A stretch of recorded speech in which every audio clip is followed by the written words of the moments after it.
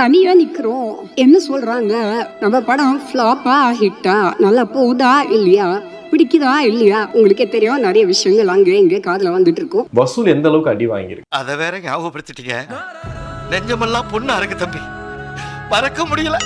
2 தினங்கள் 50 கோடி, அதோ அடுத்ததா ஒரு 3-4 தினங்கள் ஓடிச்சுன்னா 100 கோடி வசூல் அப்படின்னு சொல்லுவாங்க. இவ்வளோ அது வசூல் பண்ணியிருக்குமான்னு கேட்டேன். வசூல் ரொம்ப மோசமாகத்தான் இருக்கு. ரொம்ப உண்மையை சொல்ல போனா அதை மட்டும் சொல்லிடாதீங்கடா. கௌரவமான ஓட்டு வித்தியாசத்துல தோத்ததான் நினைச்சுக்கிறேன். அந்த கௌரவம் அப்படியே இருக்கட்டும். முதல் நாள் கிட்டத்தட்ட 10.5 கோடி, அடுத்த நாள் ஞாயிற்றுக்கிழமை 9 கோடி ரூபாய் தான் கலெக்ட் ஆச்சு. சரி, எல்லாரும் என்ன பார்த்து கேவலமா ஒரு சிரிப்பு சிரிங்களா? சிரிக்காத சொன்னா எனக்கு அசிங்கமா இருக்கு. அடுத்த தகவல் தான் அதிர்ச்சி. இந்த இடம் தான் தெரியல இடம். மனசை தேத்திக்கங்க, பயந்துறாதீங்க.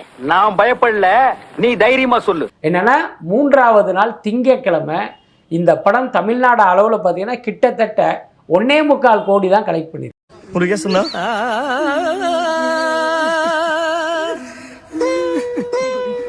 என்னமோ சில்வர் ஜூப்ளி ஒரே அடியில் நொட்டிட்டு போயிடுச்சு தம்பி. 3வது நாள் திங்கட்கிழமை 1.25 கோடி தான் கலெக்ட் பண்ணிருக்கு. சொல்லாதீங்கன்னு சொன்னேன். 1.5 கோடி வாங்கிட்டு ரிலீஸ் ஆக முன்னாடி படம் ஹிட்னு பொய் சொல்லி, அது கூட பரவாயில்லடா. எந்த அளவுக்கு இந்த படத்தை திராவிட தரப்பு நம்ம கழக அரசெல்லாம் ப்ரோமோட் பண்ணாங்கன்னு பாத்தீங்கன்னா, ஹெல்மெட் போட்டுட்டு வந்தீங்க அப்படின்னா, சாலை விதிகளை மதிச்சீங்க அப்படின்னா இந்தாங்க பராசக்தி டிக்கெட் அப்படின்னு சொல்லி டிக்கெட்டை கொடுத்து ப்ரோமோட் பண்ணாங்க. இதெல்லாம் இந்த ஆட்டோ டிக்கெட் தாங்காதடா. 1.25 கோடி தான் கலெக்ட் பண்ணிருக்கு. அப்படின்னா எந்த அளவுக்கு அதனுடைய வசூல் பாதிக்கப்பட்டதுங்கிறத நம்ம புரிஞ்சுக்கலாம். பொங்கலுக்கு வந்துச்சு. ஆனா ஆக்சுவல் பொங்கல் ஃபெஸ்டிவல் ஸ்டார்ட் ஆகுறதுக்கு முன்னாடி, அதுவும் போகி பொங்கல் ஸ்டார்ட் ஆகுறதுக்கு முன்னாடியே படம் வாஷ் அவுட் ஆயிருச்சு. சுதா கொங்கரா அவர்கள் என் படத்தை விஜய் ஃபேன்ஸ் எல்லாம் ஒட்டுமொத்தமா சேர்ந்து தரமட்டத்துக்கு கொண்டு வந்துட்டாங்க. அவங்க ரவுடிசம் பண்றாங்க, அவர்களால என் படமே போச்சு. அந்த கூன்ஸ், அந்த குண்டர்கள், அந்த ரவுடிகள் தான் காரணம் என் படம் ஓடாததுக்கு. இதை சொன்னது வேற யாருமே கிடையாது, நம்ம சுதா அவர்கள் தான். சுதா கிடையாது எடாவிக்கு, சுதா கொங்காரா அப்படின்னு சொல்லுவாங்களே. சுதா கிடையாது எடாவிக்கு, சுதா கொங்காரா அப்படின்னு சொல்லுவாங்களே. அந்த படத்துக்கு சக்சஸ் மீட் அப்படிங்கிற ஒரு விஷயம் கொண்டாடுறீங்க. அதுவும் எப்போ, ஒரு 10 நாள், ஒரு 15 நாள், ஒரு 30 நாள் சென்டெல்லாம் இல்ல. படம் ரிலீஸ் இன்னைக்கு ஆகுது, நாளானிக்கே படத்துக்கு சக்சஸ் மீட். ஒரு 30%, ஒரு 25% கூட அவங்க ரிகவர் பண்ணிருக்க மாட்டாங்க. அதுக்குள்ளே அந்த படத்துக்கு சக்சஸ் மீட். இல்லப்பா, அடிமேல் அடி விழுந்துட்டே இருக்குப்பா. எத்தனை அடியை தான் சமாளிப்பேன்? யாருக்குமே பெருசா பிடிக்கல. ஸோ இந்த மாதிரி யாருக்குமே பிடிக்காத ஒரு படம், ஓடவே ஓடாத ஒரு படம், மண்ண கவுன்னு ஒரு படத்துக்கு நீங்க எடுத்துட்டு படம் ரிலீஸ் ஆகி 2வது நாளே சக்சஸ் மீட் அப்படிங்கிற ஒரு விஷயம் வைக்கிறப்போ, இதுக்கெல்லாம் பேர் எனக்கு தெரியுமா? ஸோ எப்படி இருந்தாலும் இந்த படத்தை முடிஞ்ச அளவுக்கு தள்ளி கொண்டு போனாலும் மக்கள் கிட்ட கூட இந்த படத்தை சேர்க்கலன்றதான் உண்மை. ஐயா இவங்க எதிர்பார்த்தது ஒண்ணு, நடந்தது ஒண்ணு. நம்ம ஒண்ணு நினைச்சா தெய்வம் ஒண்ணு நினைக்குது. தெய்வம் நினைக்கிறது இருக்கட்டும்டா, நீ ஏன்டா நினைச்ச? இவங்க என்ன எதிர்பார்த்தாங்க அப்படின்னா, ஆளும் கட்சியினுடைய தயவு, ஆளுங்கட்சியினுடைய செல்வாக்கு, ஆளுங்கட்சியிலிருந்து பணம் கிடைக்குது. இந்த படம் எப்படி பார்த்தாலும் 300-400 கோடியை வசூல் பண்ணிடும். காசு வாங்கினதுக்கு ஏற்ற மாதிரி திமுகவுக்கு ஒரு பிரச்சாரம் பண்ணி கொடுக்கணும். இதுதான் இந்த டைரக்டரோட நினைப்பு.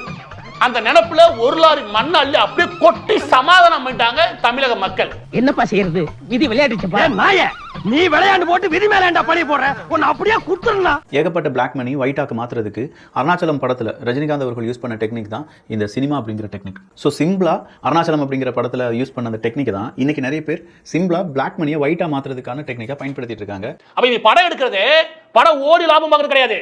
இந்த மாதிரி பாட்டிலுக்கு 10 ரூபாய் 20 ரூபாய் வச்சு வசூல் பண்ணி மக்கள்கிட்ட வாங்கி தின்னாங்க பாரு. அந்த காசை நீங்க கருப்பு ஒயிட்டா மாத்துறதுக்கு படம் எடுத்துட்டு லேடியை கூட்டி உட்கார வச்சு நமக்கு மொழி போட்டு சொல்லி தராங்க. கண்டு விட்டாளையா, சூச்சமத்தை கண்டு விட்டாளே. இவங்க என்னன்னா ஒரு படத்தை தயாரித்து அதுவும் 300 கோடி ரூபாயில தயாரிச்சாங்களாம். யார் விட்டு பணம்? உங்ககிட்ட இருந்து என்கிட்ட இருந்து திருடிய பணம். டேய், என்னுடைய செயின் தானடா இப்படி மாறி இருக்குது. காமெடி டைம், இப்போ உனக்கு சீரியஸ் டைம்டா. காங்கிரஸ் ஒரு போட்டு விமர்சனம் பண்றாங்க, பாஜக ஒரு போட்டு விமர்சனம் பண்றாங்க, எல்லா அரசியல் கட்சியும் விமர்சனம் பண்றாங்க. ஏன்னா இது ஒரு குப்பை.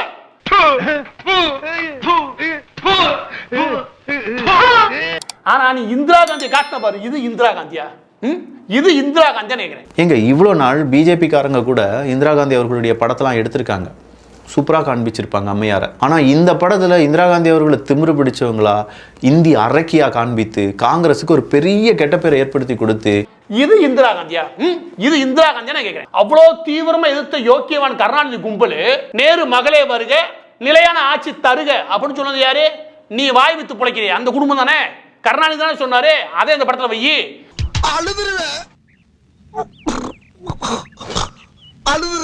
ஒரு படம் பொங்கலுக்கு வந்து பொங்கல் வரவே இல்லை, போகி வரதுக்குள்ள முடிச்சு போன ஒரே படம் வரலாற்றுல இதுவா இருக்கும். அப்படி நக்கிக்கிட்டு போயிருச்சு. ஒரு மனுஷன் எதையாவது பண்ணி முன்னுக்கு வரலாம்னு பார்த்தா கால் வைக்கிற இடமெல்லாம் கண்ணி விடி வைக்கிறாங்களே. தாய்மொழிக்காக ஒரு படம் பண்ணிருக்கேன், அது பராசக்தி. இத பார்த்தா கண்டிப்பா கோவம் தான் வருது. படத்தோட பாட்டு ஒன்று ரிலீஸ் பண்ணேன். அந்த பாட்டுல தமிழ்ல இருந்தா தமிழ் வாழ்கன்னு இருக்குது, இன்னொரு பக்கத்து தெலுங்குல என்னவா இருக்கு நம்ம புரியல, நம்ம பார்க்க போறது கிடையாது. அப்ப நினைச்சா பராசக்தியோட தெலுங்கு வெர்ஷன்ல அந்த சாங்ல லாங்குவேஜுக்கு ஏத்த மாதிரி தெலுங்கு வாழ்கன்னு போஸ்டர் மாத்தி இருக்காங்க. இப்படி வருது தெலுங்கு வாழ்கன்னு. இந்த ஈன பொழப்புக்கு பேசாம எங்கேயாவது போய் ஊருக்கு போயிடலாம்ல. இந்த படத்துடைய முதல் சீனை பார்த்த உடனே சரியான காட்டு மொக்க படத்தை எடுத்து வச்சிருக்காங்கன்றதை கண்டுபிடிக்க முடிஞ்சுது.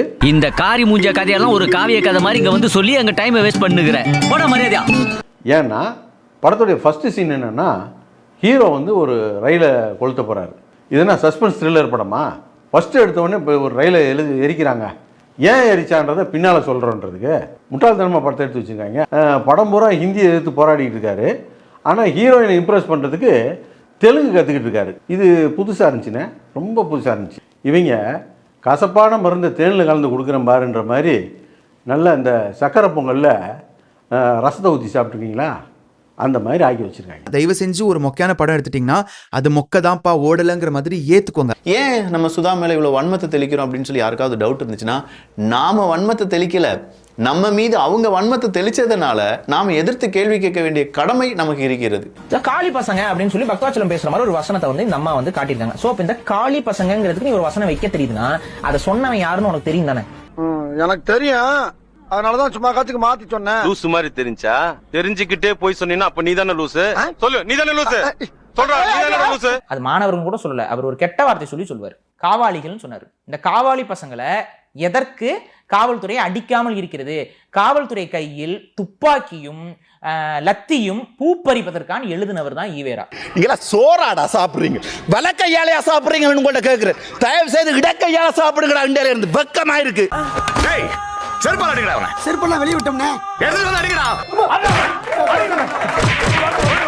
காளி பசங்க அப்படின்னு சொல்லி மொழி போராட்ட மாணவர்களை விமர்சிச்சவர். அது அதிகமா வழக்கமா சொல்ற வார்த்தை. அது பக்தவாச்சலம் காளி பசங்கன்னு சொன்னதுக்கு ஏதாவது ஒரு ஆதாரத்தை நீ காட்டிடு, நீ வந்து பேசுனது சரின்னு சொல்றேன். சாம்பார் அப்ப எனக்கு ஈவே ராமசாமி நாயக்கர்கள் சொன்ன காளி பசங்க வார்த்தையை எடுத்து பயன்படுத்த தெரிஞ்ச உனக்கு அதை சொன்னவர் யாரும் தெரியாதா? ஏன் மாத்தி போடுற? இதுதான் திருட்டுத்தனம். சொல் பேச்சு கேளாமை, அயோக்கியத்தனம், மொள்ளமாரித்தனம், மண்ட கர்வம். பிஜேபி கூட நாங்க பொங்கல் சாப்பிட போறோம் அப்படின்னு சொல்லிட்டு சிவகார்த்திகேயன் அவர்கள்லாம் போயிருக்காங்க. முதல் முறையா பொங்கலை வந்து இங்க நியூ டெல்லியில கொண்டாடுறதுக்கான வாய்ப்பு, முதல் முறையா பாரத பிரதமர் மோடி அவர்களை நான் வந்து இன்னைக்கு தான் சந்திச்சேன் நானு. அதுவும் ஒரு மறக்க முடியாத தருணம். தேவையில்லாத அரசியல் நிகழ்வுகள் இங்கே உங்களை சுற்றி பின்னப்படுகிறது எஸ்கே அவர்களே, இதுல நீங்க சிக்கிட்டீங்க. பிஜேபியின் கோப வலையிலிருந்து தப்பிப்பதற்காக இவர்கள் போய் இன்று இந்த பொங்கல் விழாவில் கலந்து கொண்டிருக்கிறார்கள்.